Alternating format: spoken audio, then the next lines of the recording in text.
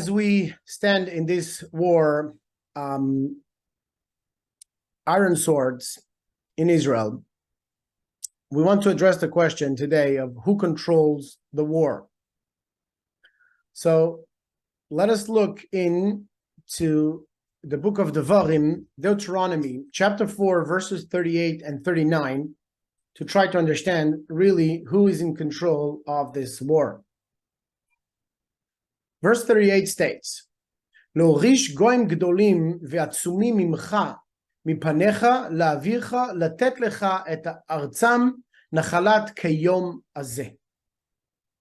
In English we have, to drive out from before you, is talking to the Jewish nation, nations greater and stronger than you. Iran, Jordan, eventually Syria, to bring you and give you their land for an inheritance as this day. So you can see here behind me what I mentioned before. I hope it's on the right side and it's not inverted on your screens. Hashem promised Abraham in Genesis chapter 15, the land of Israel is from the Nile River into the Euphrates River that is situated along the border between Iraq and Iran currently. This needs to be understood by everyone as being the inheritance of the Jewish people for the sake of all humanity and every single individual. That is a fact. Now let us look into verse 39, and I want to spend a few minutes with you trying to understand the three parts of this verse. The verse states the following: Veyadata HaTom. This is part 1. VHashvot al Levavecha, ki Adonai Hu-Ha-Elokim b'shamayim mimal v'al haaretz mitachad. This is part 2. Ein od, part 3. What does the verse say? And you shall know this day and consider it in your heart that the Lord, He is God in heaven above and upon the earth below. There is none else. Now let us consider this verse in 3 parts for a moment. And you shall know this day, part 1. And consider it in your heart, part 2. That the Lord is God in heaven above and upon the earth below.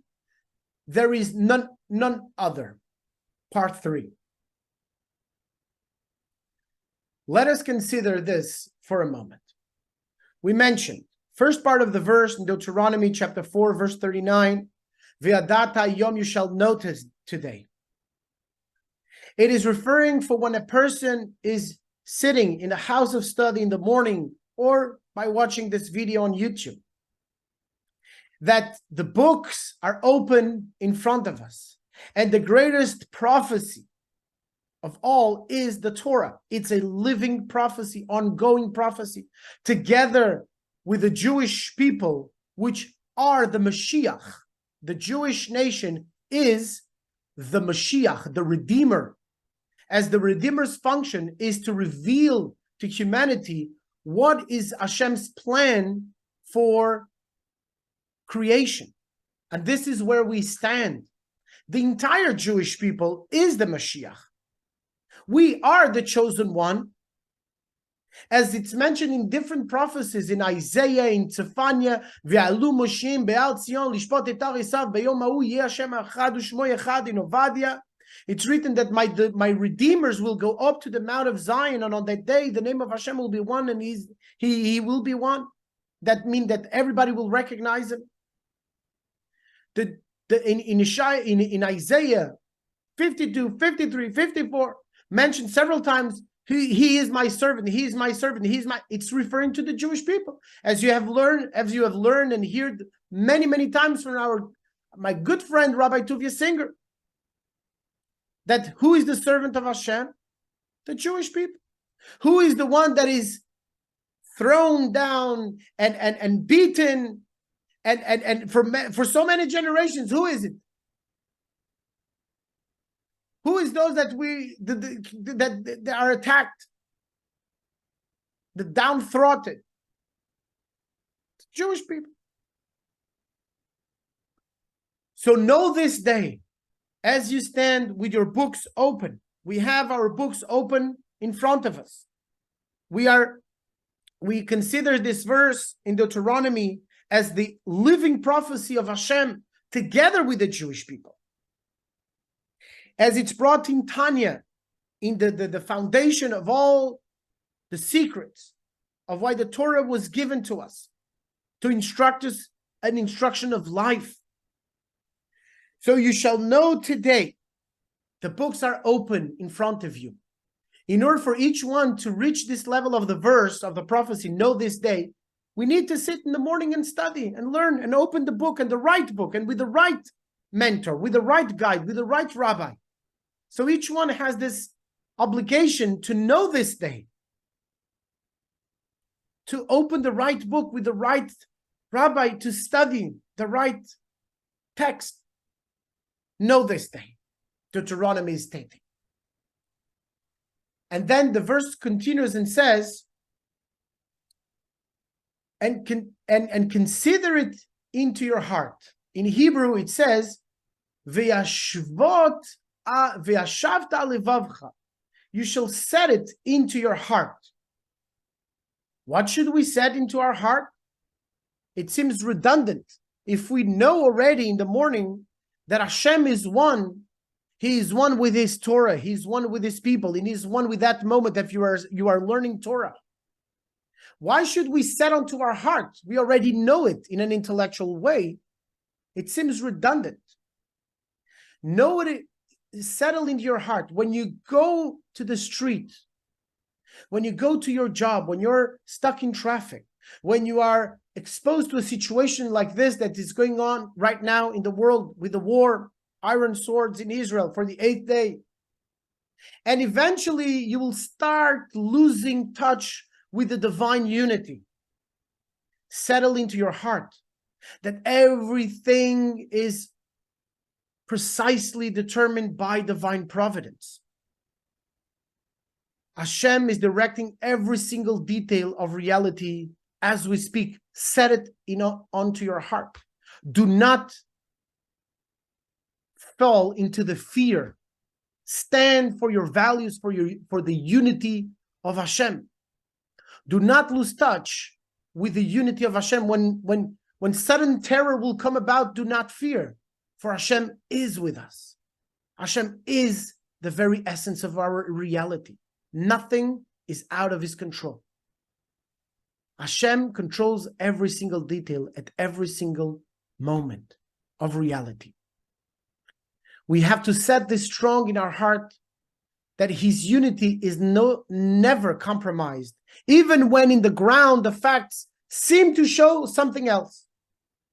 His unity underlies all reality. That is to settle into our heart, and that is for us to understand the second foundation of the Torah's monotheism. Those that reclaim themselves, Islam or Christianity, Muslims or Christians that proclaim themselves as monotheists, as believing in the one God, it is a lie. There is no such a thing like in Europe, the term used Judeo-Christianity. There is no such a thing. There is no three monotheistic religions. Christianity is clearly idolatry. And those that adhere to it are compromising the quality in this world, and definitely they do not have a right to the resurrection of the dead. Muslims compromise this life and definitely the life in the world to come. Islam is a religion man-made, made by men, has nothing to do with God, and we can see it clearly these days. It's only about violence. As we stated in the previous video, Hamas, it's robbery. And everything that proclaims and reclaims himself as being a Muslim, he is robbing from Hashem, from the Jewish people, from the Torah. And he has to know where he stands. And we do not want nobody to be compromised, but to come from his ways, to accept and fulfill the 7 universal commandments of Torah for humanity, and guarantee the life of his family, the life of his future in this world and in the world to come. The first foundation is to know that Hashem is creating the world out of nothingness at this very moment. This is Jewish monotheism. The unity of Hashem is to understand that every moment is a new moment, a new opportunity. That what you did yesterday and the day before and 2,000 years before does not compromise the decision that you can do right now at this moment to leave everything behind and to adhere to the 7 universal commandments from Torah for humanity, as we will expound on this in a further video, Veyadata HaTom, in Genesis 2, verse 16, where Hashem commanded man, and these are the 7 commandments, the eternal inheritance for all humanity and every single human being. Further, the second foundation is, of course, of divine providence. If Hashem creates the world at every single moment, He determines every single detail at every single moment. So you can relax and rely on Hashem. He directs every single detail. What happened in the past, happened in the past. The future can be different if you change your present today. The third aspect, the third part in the verse says, Veyadata HaElokim mimala shamayim mitachat haaretz ein od. And Hashem, the Lord is God, in the heavens above and upon the earth below, there is none else or no other. Eventually, if we come to every morning and study and learn properly with Jewish guidance, no one has the right to take a Bible and study it on his own. It is robbing. Every person has the obligation to look for a Jew and study Torah with him if he wants to know what Hashem expects from him every morning. Second, if we take it onto our heart, we settle on our heart, and when we go to the street, to our jobs, to our daily occupations, we keep our faith high and the knowledge of the divine providence, that Hashem is responsible for every detail in our lives. Eventually, we'll come to that point where we'll unite the encompassing light of Hashem, the Havaya, with Elokim. The Lord is God, is that we unite the encompassing light of Hashem that is bringing all the worlds into being, which is the light that will bring the death back to life, that will resurrect the dead, with the light of our consciousness in every single act that we do right now. If we do a blessing before we eat a sandwich, we do Veyadata HaTom, blessed are you, Lord our God, King of the universe, who has brought the bread forth from the ground. If we do a blessing, we unite the encompassing light with the immanent light, and we are accessing that light of the resurrection of the dead. And eventually we'll reach that point, the third point in the verse, Ein od milvadoi. There is no other reality. We will come to that realization that there is no two entities. There is only Hashem. We are all the expression of His infinite light. We are all an expression of the very essence of His being. And we should all start living as being that. We are not individuals relating to God. We are the expression of His infinite light, of His unity. We are all one. All humanity is one. And we have to realize that in our consciousness, to understand that if we hurt someone else, it's like we are cutting our own hands. This state of consciousness is the state of consciousness that the Jewish people has taught for so many generations. We are all one. We are here to contribute for the fulfillment of the life of humanity in every single human being individually. Why can we not look at the Jewish people as the doctors of the world that will save the patient, and realize that if we want continuity. We have to attach ourselves to the Jewish people. Eventually, we will get there because Hashem said it. So whether we make that decision, and I hope and pray that everyone will make that decision. Each and every single human being will make that decision individually to join Israel, to join the Jewish nation, to start learning Torah in a permitted way. Stop looking into the Bible or the Quran.